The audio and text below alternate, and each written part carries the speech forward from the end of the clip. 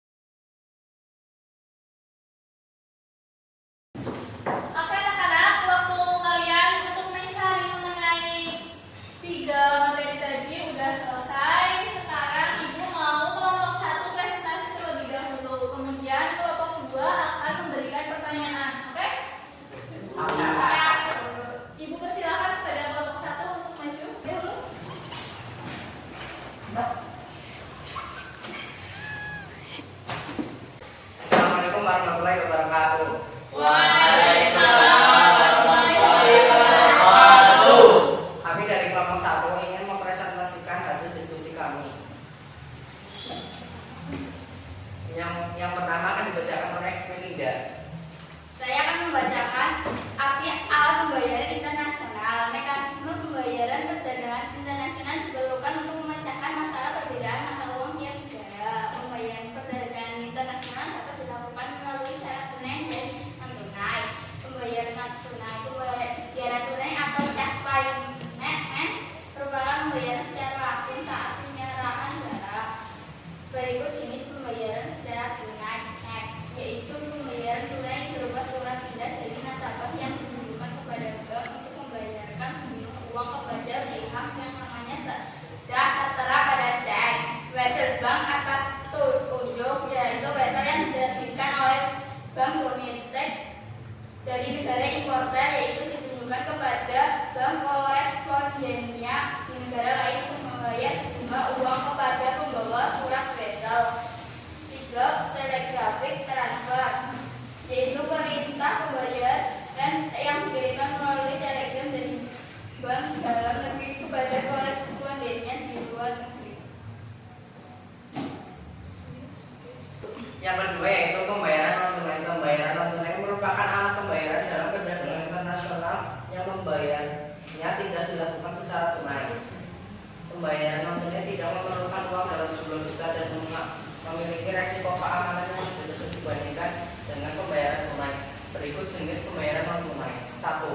Open account, yaitu pembayaran yang dilakukan setelah barang diterima oleh importer dan tidak perlu surat pemerintah pembayaran atau dokumen tertentu. 2. Commercial bill of exchange, yaitu surat yang ditulis penunjuk memuat perintah kepada pembeli untuk membayar sejumlah uang tertentu pada masa depan.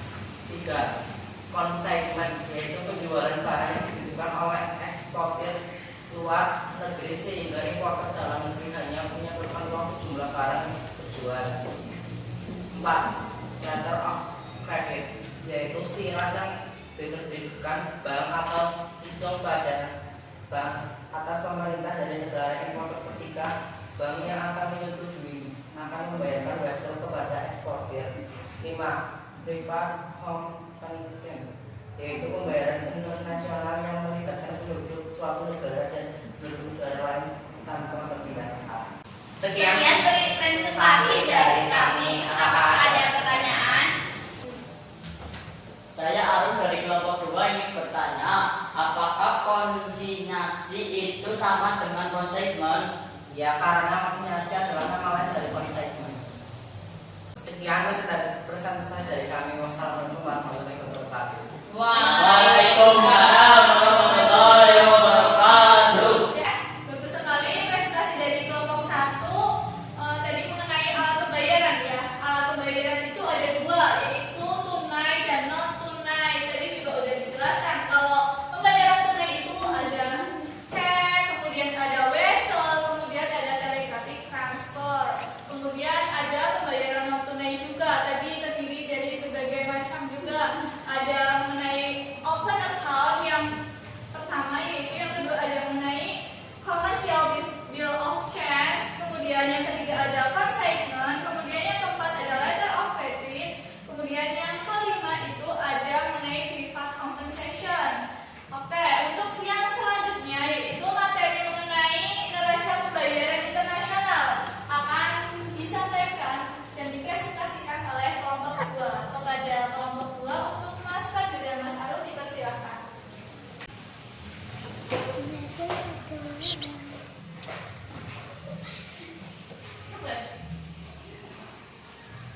Assalamualaikum warahmatullahi wabarakatuh. Waalaikumsalam warahmatullahi wabarakatuh. Di sini kami dari kelompok 2 akan mempresentasikan hasil diskusi kami.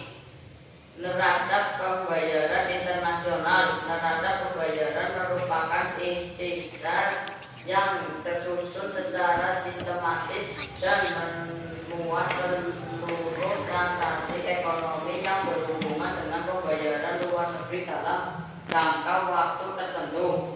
Neraca pembayaran Indonesia adalah laporan keuangan yang mencatat transaksi ekonomi antar penduduk Indonesia dan negara lain selama periode tertentu. Menurut Bank Indonesia atau BI, transaksi yang terdapat pada neraca pembayaran Indonesia adalah transaksi berjalan, transaksi modal, dan transaksi finansial. A. Struktur neraca pembayaran.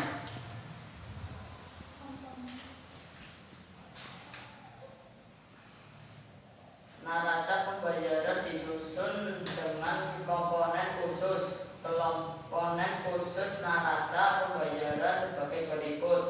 Transaksi berjalan. Transaksi berjalan merupakan kondisi keuangan negara yang berhubungan dengan pertumbuhan impor dan ekspor dalam jangka waktu tertentu. Transaksi berjalan terdiri dari neraca perdagangan, neraca dagang, dan neraca non balas jasa. A. Neraca perdagangan merupakan daftar perdagangan barang dan atau jasa dari suatu negara dengan negara lain dalam jangka waktu tertentu. B. Neraca jasa merupakan ikhtiar yang menunjukkan pengeluaran dan penerimaan divisa serta senilai dari transaksi ekspor dan impor bagian jasa. C. Negara non balas jasa merupakan neraca yang mencatat transaksi yang bukan merupakan balas jasa, misalnya dana hibah. 2. Transaksi modal atau neraca modal. Transaksi modal merupakan neraca yang mencatat transaksi penerima atau pembayaran hubungan pangan, pinjaman, dan penerimaan modal yang terjadi antara dua negara atau lebih, baik untuk transaksi jangka pendek maupun jangka panjang. Transaksi finansial merupakan transaksi bersifat keuangan yang menunjukkan perubahan kepemilikan aset dan kewajiban finansial luar negeri selama periode tertentu. B. Jenis-jenis neraca pembayaran. 1. Neraca pembayaran surplus. 2. Neraca pembayaran defisit. 3. Neraca pembayaran seimbang.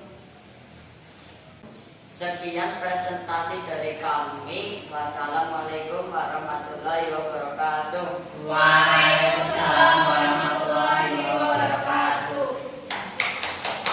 Terima kasih kepada kelompok 2 yang sudah mempresentasikan hasil diskusinya. Di sini Ibu akan menjelaskan sedikit mengenai tadi jenis-jenis neraca pembayaran. Tadi kan belum dijelaskan ya mengenai apa sih neraca pembayaran surplus, apa itu neraca pembayaran defisit, dan apa itu neraca pembayaran seimbang. Nah, neraca pembayaran surplus itu terjadi ketika penerimaan itu lebih besar dibandingkan dengan pembayaran ke luar negeri kayak gitu, atau pengeluaran ke luar negeri kayak gitu. Kemudian untuk neraca pembayaran defisit yaitu kebalikannya, berarti kan, yaitu ketika pengeluaran itu lebih besar dibandingkan dengan penerimaan, seperti itu. Kemudian neraca seimbang yaitu jika transaksi pembayaran kepada luar negeri itu sama dengan transaksi penerimaan di dalam negeri, seperti itu. Nah, kemudian tadi juga dijelaskan mengenai ada struktur neraca pembayaran ya. Nah, struktur neraca pembayaran ini ada 3, yaitu mengenai transaksi berjalan, kemudian transaksi finansial, kemudian ada transaksi modal, seperti itu. Oke, kemudian untuk selanjutnya yaitu pemaparan dari kelompok 3 mengenai devisa. Pemaparan kelompok 3 akan dijelaskan oleh Mbak Adinda Wulan Saputri. Kepada Mbak Adinda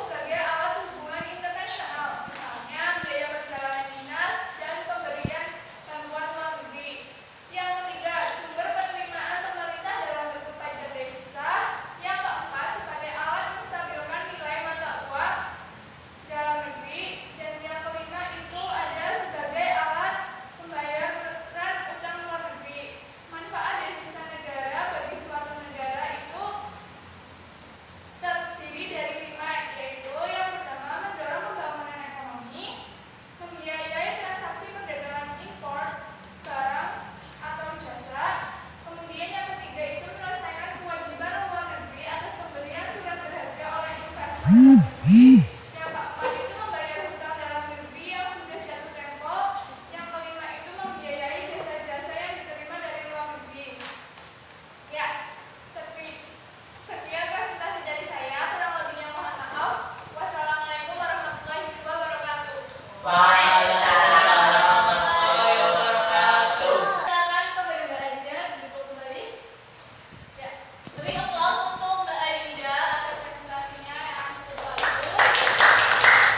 Jadi Mbak Arinda menjelaskan mengenai macam-macam devisa. Nah, macam-macam devisa itu ada 5. Tapi tadi belum dijelaskan secara rinci mengenai apa itu devisa umum, devisa kredit, devisa pelengkap, devisa ekspor.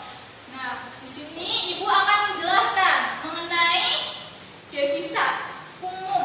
Devisa umum itu devisa yang diperoleh tanpa ada kewajiban untuk mengembalikan, seperti itu. Nah, bentuk devisa ini dapat diperoleh dari kegiatan perdagangan ekspor, jasa, ataupun bunga modal.